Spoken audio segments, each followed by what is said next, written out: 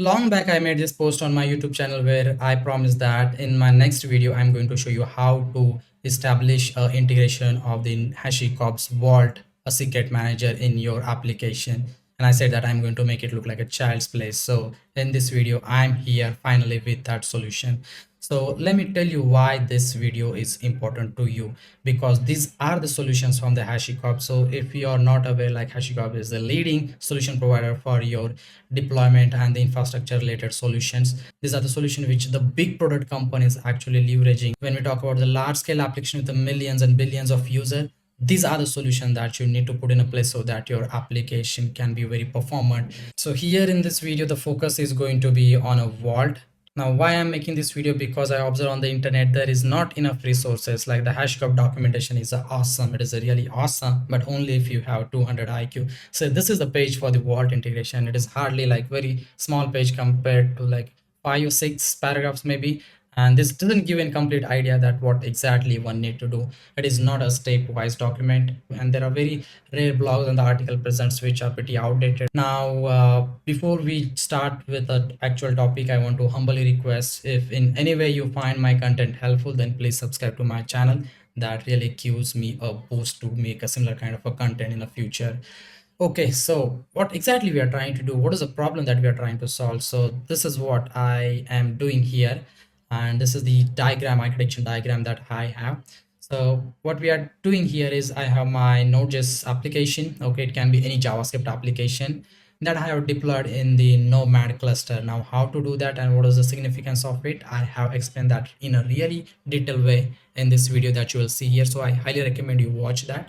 But just in a brief, I can tell you in for now is Nomad is an orchestration tool where you can deploy your application in a decentralized way. It will host your Docker images in the containers on the multiple nodes and ensure the high availability and make it a load proof. So I got that, and my application is communicating with a Postgres. So and Postgres also I'm running in the Dockerized image in this demonstration that I'm going to show you. I'm not running it natively. You can do that, but I personally prefer a Docker image because I don't need to do a native installation. It's like a plug and play. So then I have a secret manager. So why does I have a secret manager? So let's talk about that. So if I need to communicate with the database, okay, then I need to have the credentials for the database, like the database URL, the username, password. I need to maintain that somewhere. So traditionally that used to happen. You store that in the text file. Now this is really risky and nobody does that nowadays. So we came up with this idea that we'll have these secrets in the environment. So what we have is the process.env, and through that environment variable I can grab that secret things, the credential things, and then you'll use that in my code.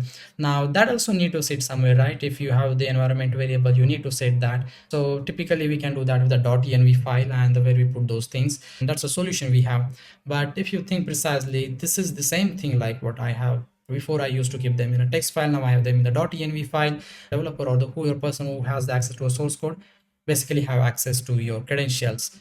This is not something we want. And let's imagine, what if I'm a developer and by mistake I committed these things to a repository which is there on the remote Git repository.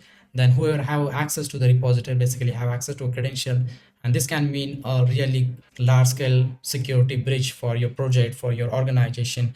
So the moral of the story is you don't keep the credentials in your source code anywhere. So we need a secret manager where you can host the credentials, and that's what we are doing. So just to give a quick glimpse that how it looks, my local instance of Vault here, and inside that I have the dashboard secret engines. And if I go to a dashboard, then I can see the secrets, multiple secrets that I have configured. So if I go to this one secret, then I have created a database one. Inside that I have the actual secrets that I have, and they are securely placed here, so you cannot directly access them. Okay, so if you can just want to see it, you can see it from here, but only if you are logged in and you know the token for your vault. So this is how a vault UI looks, and this is how the vault stores them. So now we have that secrets completely isolated in the vault. Now we want to communicate with that secret manager and fetch them when we need at a runtime. So the Nomad is going to do that job. So we are going to have a Nomad job script which is going to communicate with the vault and going to fetch the secrets, and that is going to pass the secrets to my Node.js application when a Node.js application requests a connection to a Postgres. And this is how a whole setup will work. So this has a many advantage. First thing, your secrets are completely isolated. Now if you change your database credentials, you don't need to make any change in your source code. Your source code is completely decoupled. So this is one of the feature of the HashiCorp Vault. You can keep on rotating your secrets and you can directly sync it with the Postgres. So let's say I have Postgres database configured and I want to change the username password of my database every 15 minutes. I can do that with the Vault now. I'll put a policy in the Vault that keep on rotating the password and the secrets for the PostgreSQL every 15 minutes. Now, since I don't have them anywhere in my source code, they will be picked at a runtime. So it doesn't matter like how frequently it's changing. Every time my application will have up to date secrets to connect with the Postgres. Okay, now I'm here in the VS Code and I have an example that I have been talking still now. So this example is present on my GitHub repository. So I'll link the GitHub repository in the description. Please go there, click on the link and clone it and you'll have this project. So whatever things that I have done, they are nicely documented in the README. So this is the application and the dependency that you have, a prerequisite that you need to have installation of the Nomad version. I have specified here 1.8.1 Vault and the console. So installing the Nomad and Vault, it is really easy. You just go to the official documentation and there you get these commands. If you are using a Mac OS like me, then you have a brew tab and then brew install, but it depends on what package manager you're using. The commands will be there. Then I have nicely documented the steps that you need to do in order to run it locally. So again, the link of the repository is there in the description. You can go there and clone the project and you'll be good with this. So this project is really helpful. Doesn't matter like what you're trying to do with a secret manager.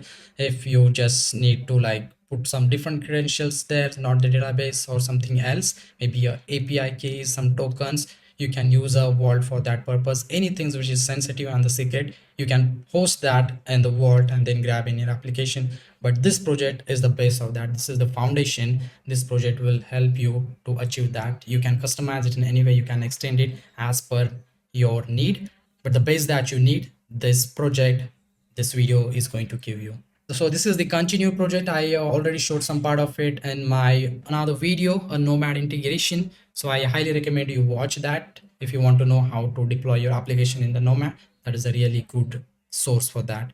Okay, so what I'm trying to do is I have a simple database connection in my code, and that database connection is grabbing the details for the database host, username, password from the environment variable.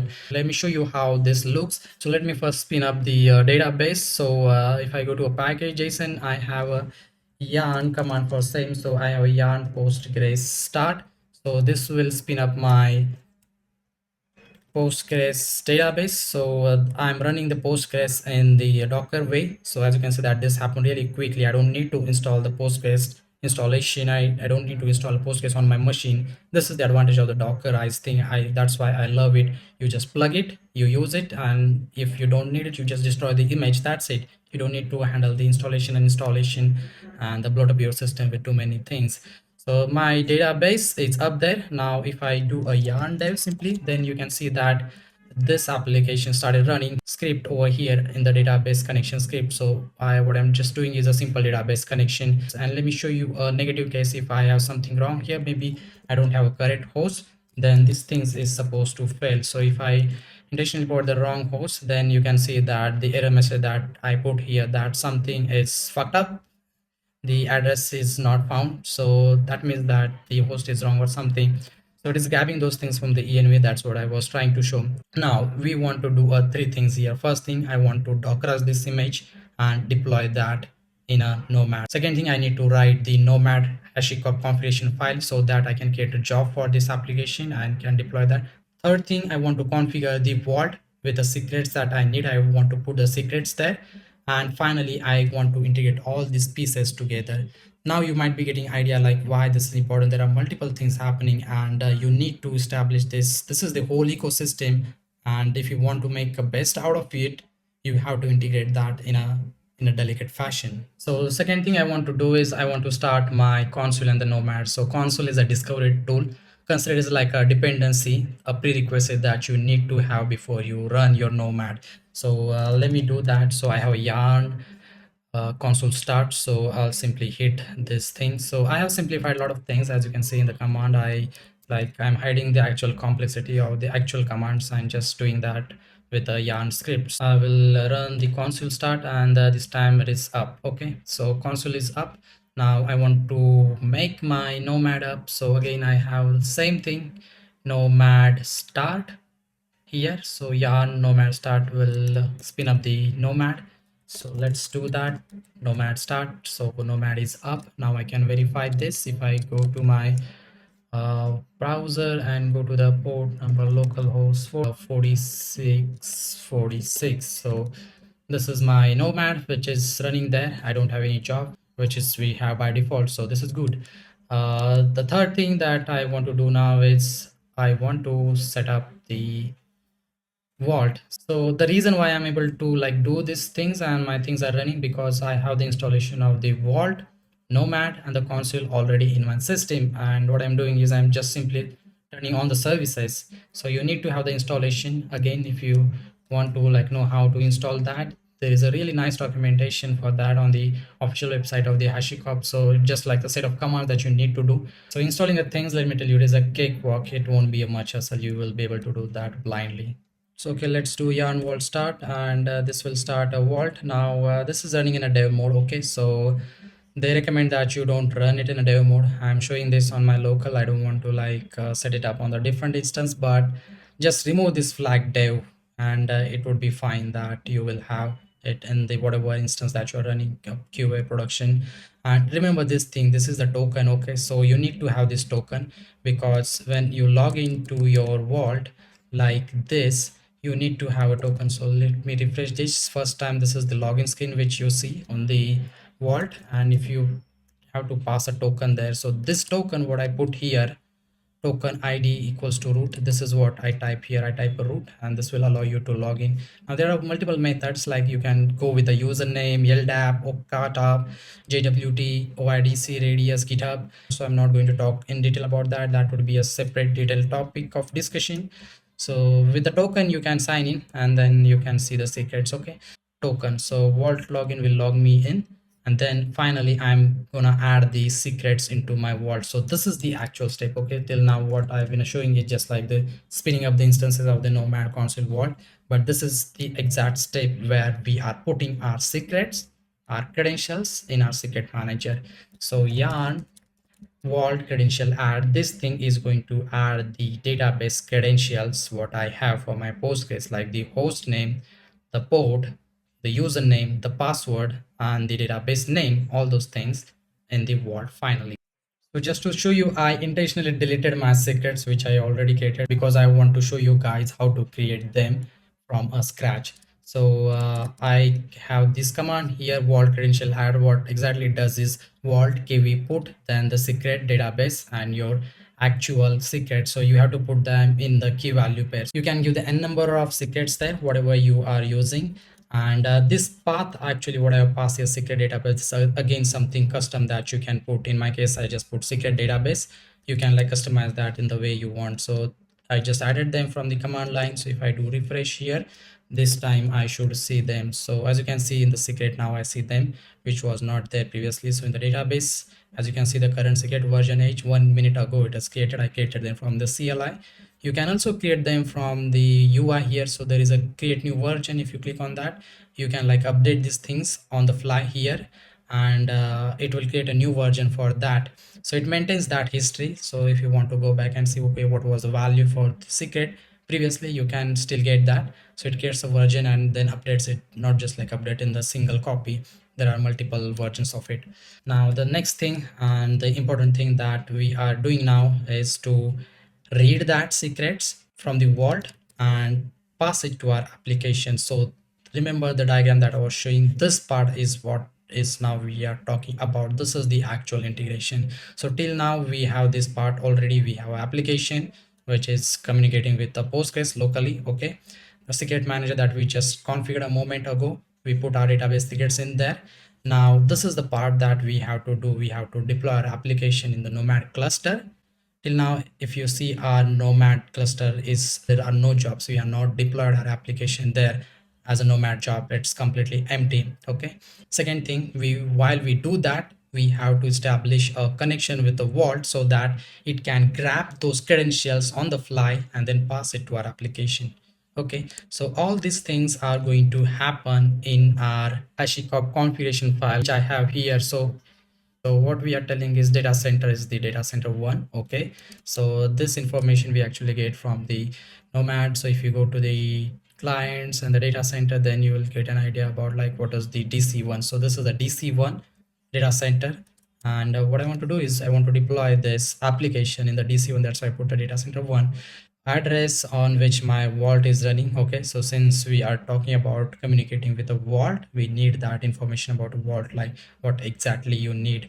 And if you have observed in my package.json, I have this nomad start command, and when I'm starting my nomad, okay, so when nomad start, when I'm starting my nomad, I'm passing the config file. So I'm passing a nomad config scl. So if I show you that file, he that is present here in my code, I have a config file. So I have a nomad config file over here. There I put the vault enable address as my vault address and the token root. So this thing is really important. Okay, so if you don't put like vault enable block, that means your nomad doesn't know that if there is a vault instance, and it doesn't know like it has to communicate with the vault. So passing this configuration vault enable and the address of the vault is really important when you launch your nomad. So nomad agent dev, this launches your nomad agent, but it picks up that configuration. And if you're not sure like if your nomad is picking up that configuration, so what you can do is you can go to your nomad's port 4646, what I have here in the localhost, and then you just append the v1 agent self. This will give you an entire configuration on which your nomad is running. So if I search here for the vault, then I see that in the vault I have these things, which is the address of my vault, and it is enabled true. So these are the things that I pass through this block what I got here. So when I was launching a nomad, I passed this configuration as a parameter, and that's why my nomad is running with that configuration. So you can check it always in your nomad when it is running. You just go to v1 agent self, and in the configuration, if you see a vault is disabled, there is no way that the nomad is going to communicate with the vault. So you need to have this vault block the address of the vault and the enable true, so that your nomad knows that okay, I need to communicate with the vault. This is really important, unless it will not work. Okay, so let's continue with our nomad configuration file. So this is the address, this is the token and the vault block, and this is the actual task. So what I'm saying here is that grab the artifacts from the 8080. So this is where I'm going to put my docker image, a .tar file which is exported, and then this is the actual task which I wanted. This is the actual operation where nomad make a call to a vault, ask like give me the credential, it returns that credential and put them in the env file. So I have these credentials which I required. So what I wrote here is a with the secret slash data database. Now this path that I have here, that you have to put the same as what you have configured. So remember I have put, so if you remember, I put the secret database, and that's why I keep that. So you can see that also here, the secret and then database. So this is the same thing that you have to put here, secret slash data slash database, and then I'm exporting those as environment variable in my env.sh, and I put that these are the environment variable. That's why env equals to true. So whatever result nomad gets from the vault, the secrets, it is going to expose them as a environment variable. This is my requirement. Okay, in my application, I'm using them as a environment variable because in my DB connection I have process.env. But you can have something very custom. You can maybe like just put them in the text file and then read it later somewhere. That can be a case, but in my case I want them to be binded with my environment variable. So I'm reading them and then loading here in the env.sh, and then my image will be loaded, and the entry point, this is the something custom that I load, because since I want to load my application with the environment variable, I write a entry point as a bin sh, and then the arguments for that is I want to start my application, which is node index.js. And why index.js? Because my TypeScript application ultimately gets compiled to a JavaScript, and I have a index.js over here, as you can see in the dist. So I want to run the index.js with the environment variable that are present in the env.sh, and in the env.sh I'm going to have the environment variables which are result of my read happen on the vault. whatever secrets my Nomad was able to read from the vault, it is going to put that in the envsh and then going to pass to my application. So this is the flow, this is how it is working. Okay, so now let's do this thing. So since I have vault running, a final step what I have to do is I want to launch my application. Now launching your application is the series of a step. It involves like compiling your application, building a Docker image, and then deploying that Docker image. So I'll just do a yarn launch, and as you can see, a series of command will start: yarn build, bundle, Docker build, Docker export, and the Docker deploy. These are the all the things what I'm doing in the launch. I'm just hiding a complexity here. There are like a bunch of things happening, but for this tutorials you don't have to worry about all of that. I have a detailed tutorial, again the Nomad integration tutorial, that you can watch to know about, like, to know in more detail if you want to know. So yeah, my Docker image is built and it is hosted there on the 8080. So the final thing that I'll be doing is running this Instagram post configuration file. So this is what I'll be doing. So what I want to do is yarn nomad job run, and with this command I'll be good to run the instance. So this will start the nomad job and will deploy on the cluster, but this will run only if your this part where you have the communication, where you have integration with the vault properly working. If I run it, yarn nomad job start, then I can go to the UI. So the Instagram post, this is my Docker image, my application. And if I see here, it is basically there. The steps have started, task received by the client, building the task directory, downloading the artifacts, and now here it failed, which says that it is not able to read the vault credentials because it is saying because it's clearly saying that missing the read secret data database. Now why this is happening, we already put the necessary information like the vault address, the token, and the which secret it want to read, but there is one problem that we have not done. So I'm gonna show that. So I intentionally allow this error to happen so that I can show you that what is the solution for this. So if you come to the vault, you have to configure one policy, which is that, like, whenever you create any new KV secrets in your vault, you need to put this policy that these secrets can be read, updated, or the write with the help of the token. That we have not put. So though we have that secret present in the vault, we have not put a policy to read that. So basically we are not allowing anyone to read that secrets. So we have to edit the policy and put that line here. So I already put this policy in my command. So if you go there, you can simply copy this line, update the policy in the vault. So you can put that anywhere in your policy.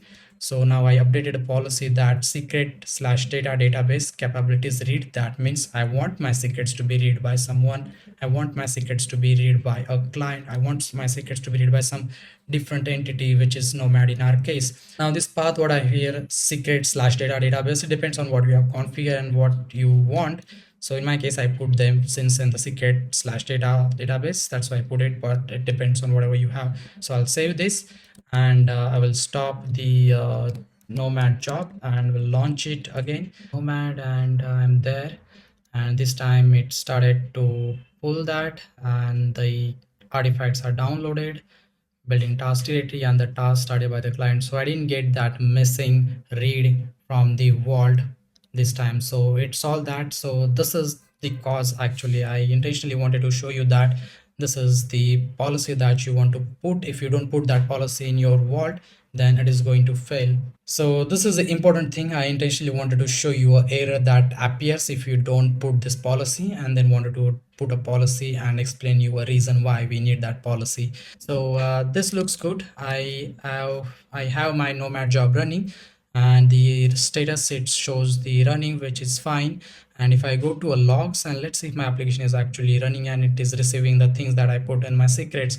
So I have process here in Postgres, which I put just a console log there. Okay, so I have password root, the database name, Instagram post, the username root, host as a host docker.internal, Postgres port 5432. Now you may observe, like, why the heck I put the host as a host.docker.internal and why not a local host? Because in my env what I had here is it was a local host. Okay, so if you put the local host locally and then run it, it works perfectly fine in the dev mode. But since in my case I'm running my Postgres instance in a Dockerized way, if you remember the first time I launched my Postgres, it was in the Docker way. That's what I have in my package.json. I have my Postgres start. I'm doing a Docker compose over the Postgres Docker file that I have here. So my Postgres, my database is a Docker image that is running. It is not a native installation.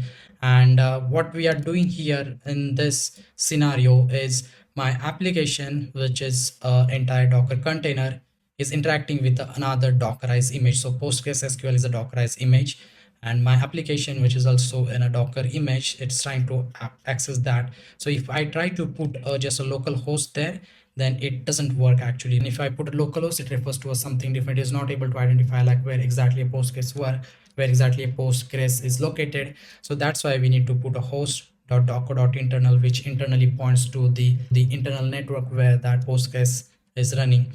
So this is a known problem. My Stack Overflow is Dockerizing PostgreSQL connection refuse. So if you just put a local host like I have in the env file here, if I put a local host, so if I just put the local host there in the env, and if my database is running in a Dockerized way, then this thing is not going to work. So this is the known issue. So in order to like handle that, we have to put the host name as a host.docker.internal, and that's what I did in my case. And that's where you see that I have a host name as a host.docker.internal and not a local host. If I was running the Postgres instance natively, then this is not a case. I can completely ignore it. But if you're running that in a Dockerized way, then you need to put this. But in a real example, but in the production environment, you will have a database string that will not be a local host. So something, this problem appears only if you're running on the same instance. I have my Nomad and all the setup running on the local host, also database on the local host. That's why I need to put this. But in the production environment, this won't be a problem. So this was the introduction and the implementation of the HashiCorp's Vault integration in your application. And again, reminder, I have the GitHub repository link in the description. You can go there and link it. This is the repository. I have all the code which I showed pushed here, so you can clone it. This is the base. Okay, this is the fundamental. You can take it to any level if you know like how to integrate and read the secrets from the vault, how to put the secrets in the vault and read it and grab them in your application. You can like apply it to any use case. Let it be like API tokens, authentication tokens, or any other sensitive information that you want to keep in the secret manager. You can keep it there in this vault and then use it in your application at a runtime. Also put a really nice documentation describing how to run the application and the command that you need, why I put the commands in that way. So if you have any question or any doubt, do let me know in the comment section. And again, if you like this video, if it is bringing any value to you, please do consider subscribing to my channel. Thank you for watching. Bye bye, take care.